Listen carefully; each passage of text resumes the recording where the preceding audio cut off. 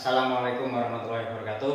Selamat malam pemirsa YouTuber. Kali ini saya mencoba untuk latihan menjadi host. Karena ini perintah pimpinan maka harus saya lakukan.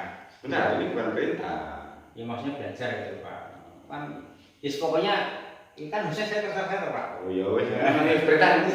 Kali ini saya bersama dengan Ketua Umum Lembaga Pendidikan Ilmu Spiritual dan Olahraga Pernapasan Tahta Mataram. Selamat malam Pak Surya Nabati. Assalamualaikum warahmatullahi wabarakatuh. Bersama saya Kinawang Kertapati, salah satu pendekar muda di Tahta Mataram. Tapi ini channel saya. Oh iya Pak, berarti tiga setia. Bosnya kan saya Pak. Oh, iya. Kan gantesan itu loh Pak. Padahal ini channel saya, harusnya kan saya. Ya sekali-kali ngalah Pak. Oh iya. Ya, siapa nih? Banyak orang itu begini, saudara-saudara. Banyak di antara kita itu tidak siap menghadapi masa depan. Banyak orang bahkan saking takutnya itu orang tua kita melakukan apapun. Bukan semuanya, tapi sebagian orang tua kita melakukan apapun untuk memastikan bahwa anak saya nanti harus jadi orang. Kuliah kalau memang tidak bisa daftar secara reguler, maka daftar di jalur khusus. Bayar pun siap, tanah siap dijual, sawah bisa digadekan. Ketika lulus, mengumpulkan duit lagi untuk memastikan anak saya, ini kebanyakan loh Pak, tidak semua loh Pak. Bukan kebanyakan tapi sebagian, mohon maaf. Anak saya harus jadi ASN, PNS. Anak saya harus, pokoknya nanti ketika orang tua ini ketemu dengan temannya, saudaranya, ketika ditanya anak, maka dengan bangga akan mengatakan, alhamdulillah anak saya sudah bekerja di A, di B. Begitu Pak. Kita mulai dari situ dulu Pak, karena 2 minggu lagi itu saya mau jadi pembicara di depan mahasiswa muda dan anak-anak SMA itu tentang bagaimana menghadapi masa depan. Nah, kalau kan tidak tahu harus bicara apa, maka kesempatan ini saya jadikan sebagai ajang diri saya untuk belajar ngangsu kawruh nyidu ilmune pae, biar saya sebagai semacam dasar. Jadi ini untuk sebagai bahan untuk nanti berbicara kepada mahasiswa dan anak-anak pelajar. Kan nanti. Tapi ini salah, ini mungkin keliru karena kalau ini itu ditujukan untuk mahasiswa, sedangkan saya sendiri tidak sekolah. Ya tidak apa-apa. Tetapi saya suka, kalau itu saya suka kalau kita mau membahas tentang pendidikan. Ini loh Pak, ini kan saya tak ambilkan dulu. Ya begini di, saya tak ngomong dulu. Iya, mau kemana? Boleh toh? Oh boleh Pak. Kalau boleh ngomong saya tak ngomong. Jadi begini, kalau betapapun saya itu orang yang tidak pernah kuliah, namun saya sangat suka sekali dengan dunia pendidikan. Sehingga kalau obrolannya tentang masalah pendidikan, saya jadi bersemangat. Tapi entah nanti akan relevan atau tidak dengan dunia pendidikan akademik itu, dan nanti bisa kamu serap sendiri. Gitu. Nanti saya putar sendiri, yang penting nanti saya sesuaikan sendiri. Ya. Monggo Pak. Ya. Apanya yang ditanyakan? Kok monggo? Maksudnya begini, dari prolog tadi itu banyak sekali anak-anak yang takut menghadapi masa depan. Takut menghadapi masa depan. Pada intinya takut gagal, takut salah, takut belum berhasil gitu Pak. Mungkin Pak ada semacam ya kisi-kisi atau pandangan atau prinsip. Pak ini kan tidak pernah kuliah, tapi faktanya kan berhasil membina rumah tangga, berhasil membina Tahta Mataram, berhasil mendidik orang-orang yang agak-agak gila kayak saya gitu, harus sedikit bisa belajar toto kromo ala kejawen. Ini kan bagus ya. Maksudnya biar saya sebarkan ilmunya tidak sekedar hanya kalangan kita saja gitu. Jadi mungkin karena kamu merasa agak gila, kamu belajar kepada orang yang nyaris gila juga. Jadi begini ya cerita. Kalau masalah pendidikan ya, bahwa pendidikan itu saya terenyuh. Hmm. Fenomena pendidikan pribadi saya sendiri itu terdapat sebetulnya di situ rasa gejolak berontak karena memang tidak bisa berpendidikan. Dan saya rasa bukan hanya saya yang mengalami gejolak tersebut, atau di tempat kampung saya tinggal SD-nya itu terancam ditutup karena kekurangan biaya. Di daerah Punten ya Pak? Di daerah Gunung Kidul sana, tempat saya SD dulu. Oh, Pak Surya ini asli Gunung Kidul, Jakarta. Nah, itu yang jadi miris, sehingga kalau ada anak yang kemudian tidak memanfaatkan dunia pendidikan dengan baik, itu kok sungguh penyesalan dan sungguh disayangkan. Oleh karena itu, kalau hanya masalah takut dengan masa depan, tentu saja masa depan itu tidak ada yang tahu. Saya menjadi sekarang ini, apa dulu saya punya rencana mau jadi orang yang seperti ini? Apakah dulu saya itu tahu akan menjadi seperti ini? Tidak ada yang tahu. Tetapi kenapa saya bisa begini? Yang penting saya itu melangkah. Saya memulai dulu. Apapun itu memulai dulu. Dimulai dulu. Kalau nanti ada terdapat kesulitan-kesulitan di tengah jalan, dengan ketetapan hati, dengan niat kesungguhan, segala kesulitan itu akan terurai.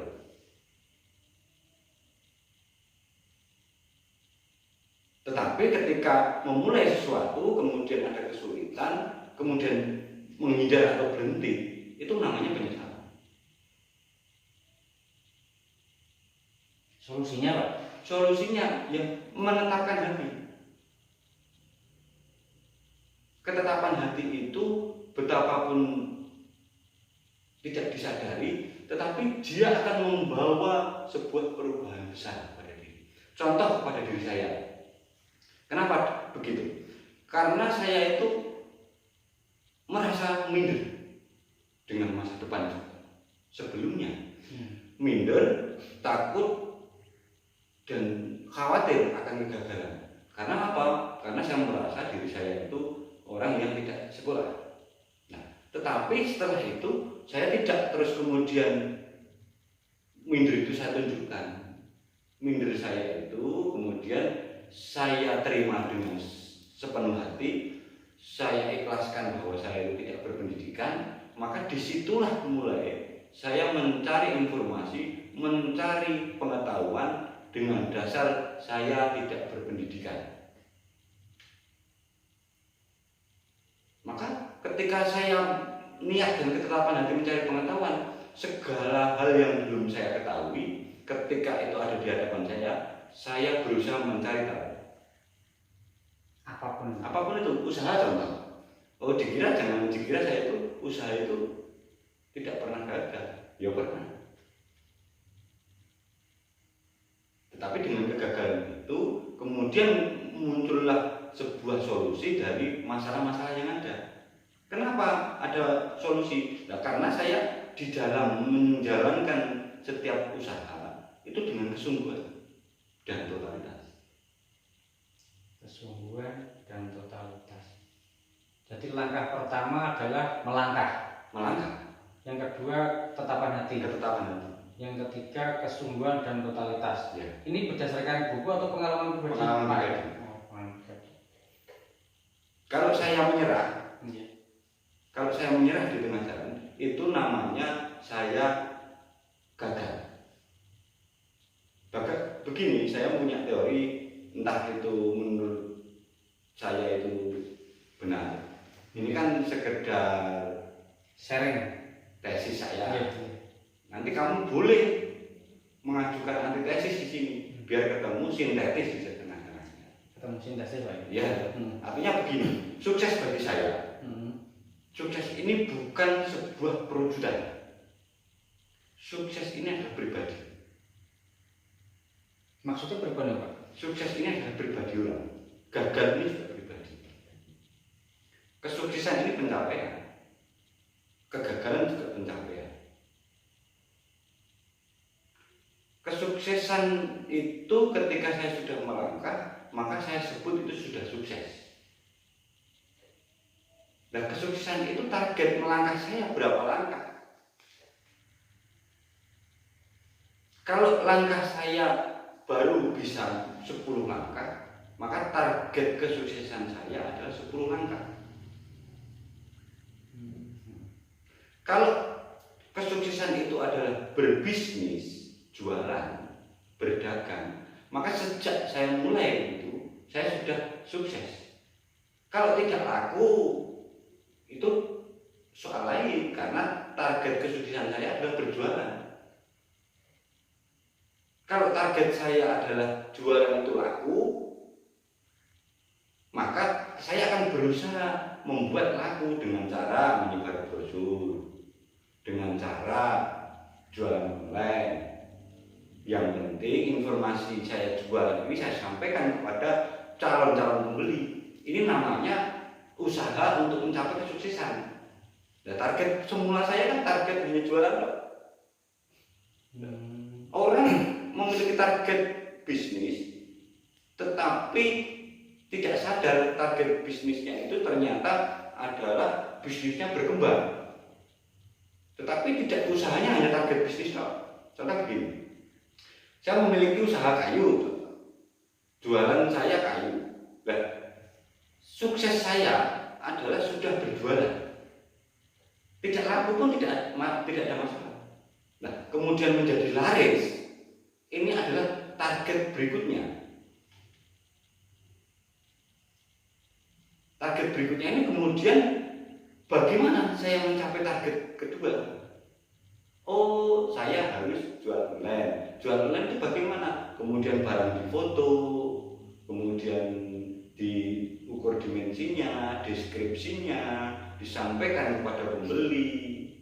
Nah, biar laris lagi bagaimana? Biar dapat pemasukan banyak, berarti harus ada pembeli banyak. Caranya biar pembeli banyak bagaimana? Ramah kepada pembeli. Setiap target memiliki usaha yang berbeda. Tetapi ketika saya sudah jualan dan ternyata tidak laku dan saya berhenti jualan, ini saya memiliki pribadi yang gagal. Jadi kesuksesan itu kan ada tolak ukurnya. Tentukan dulu tolak ukur kesuksesan, baru melangkahlah dengan pribadi sukses. Tidak laku kalau orang sukses, dia tidak terus berhenti. Sejak berhenti usaha itu namanya dia pribadi gagal. Jadi sukses sama gagal ini pribadi, bukan sebuah pencapaian. Kalau ada orang bilang, oh Kinawang sekarang sudah sukses, itu salah.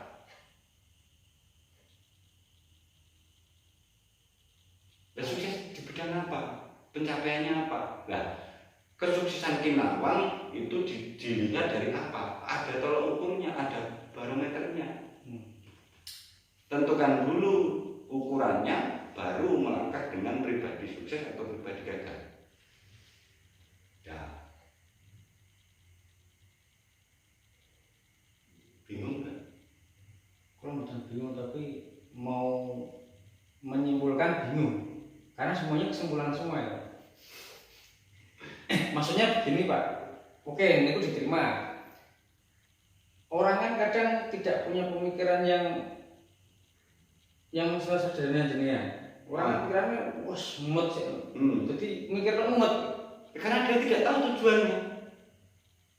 Berarti yang perlu dilakukan adalah menentukan tujuan, melangkah, punya ketetapan hati, terus mencari cara untuk mencapai tujuan. Dan cara itu bisa dilakukan sambil jalan gitu Pak. Tidak harus tahu dulu semua itu, atau gimana? Siapa yang tahu masa depan? Apa semua rencana itu pasti berhasil? Masa depan misteri Pak. Misteri.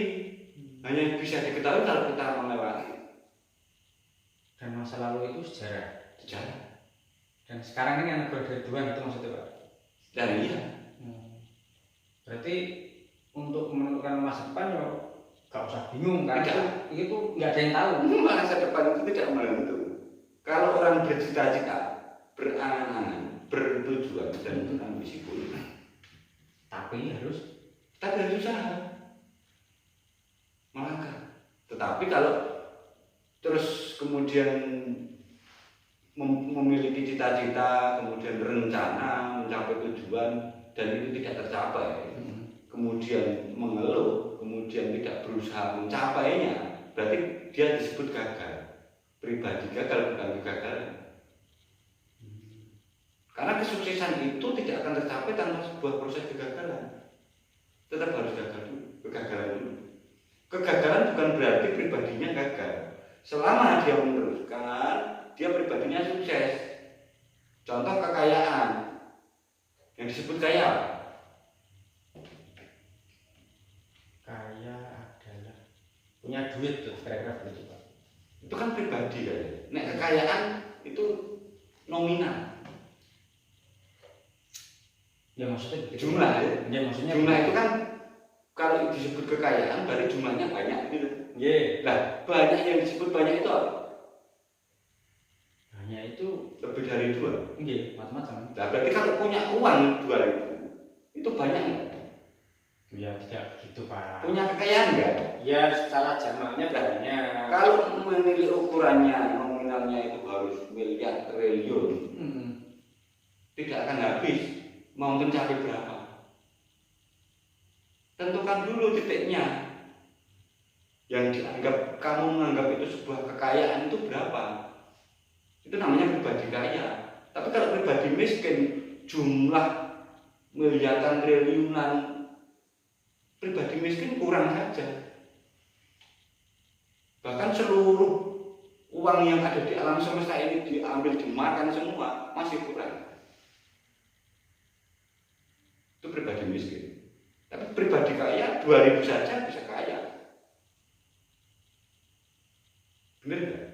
Iya Pak. Karena ini disepakati dulu jumlah ini kan banyak kaya. Banyak itu yang disebut banyak lebih dari 1 aja sudah banyak. Berarti kaya itu perspektif. Iya. Kalau pribadi. Jadi harusnya orang lucu ini ya. Lah saya ya begini, saya kan tidak sedang melawak, saya lagi serius mencermati. Nggak bisa. Jadi untuk menyampaikan suatu hal itu tidak boleh serius terus. Harus ada guyon. Ini saya sudah lucu. Jadi pemirsa itu melihat kelucuan saya tidak di omongan saya, tapi dari sikap Kejelekannya. Sikap kekakuan saya itu bisa menjadikan lucu gitu Pak. Oh ini ya. Lucunya saya buat yang berbeda. Nanti kalau saya buat yang seperti yang kawan-kawan yang lain nanti tidak eksklusif. Oh iya, terima kasih. Umpama begini Pak, ini kan ketika Anda sudah melakukan banyak hal karena situasi, karena tuntutan, atau karena sudah punya banyak backingan umpama. Tapi kalau orang-orang yang berusia belasan tahun, 19 kah, 20 kah, 21 lah, 25 lah, asumsinya itu modal bingung, gak duwe keahlian cepat di bawah rata-rata, ambisi besar, tapi untuk merealisasikannya bingung. Umpama sudah niat, sudah jalan, punya ketetapan hati, dia sudah melangkah melakukan apapun yang dia bisa, masih gagal. Apa yang harus dilakukan? Pertama kali ketika dia gagal, sebelum menyerah, itu apa yang harus dilakukan? Bergaul dengan lingkungan orang-orang yang sukses. Bergaul dengan orang-orang yang sukses, yang punya pribadi sukses. Untuk karena ini frekuensi kesuksesan ini, kalau kita bergaul dengan orang-orang yang mudah menyerah, maka kita akan ikut mudah menyerah. Ini lebih ke aura gitu kan?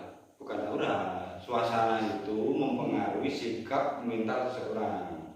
Kalau lingkungan kamu biasa tiap hari tidur, sementara kamu tidak buat suasana itu bekerja, maka kamu akan ikut menjadi pribadi yang malas.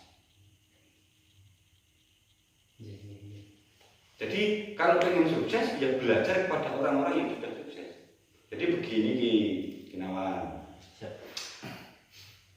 betapapun ini adalah cara, metode, motivasi, ini tidak akan mengubah pribadi siapapun, kecuali pribadi itu mau berubah.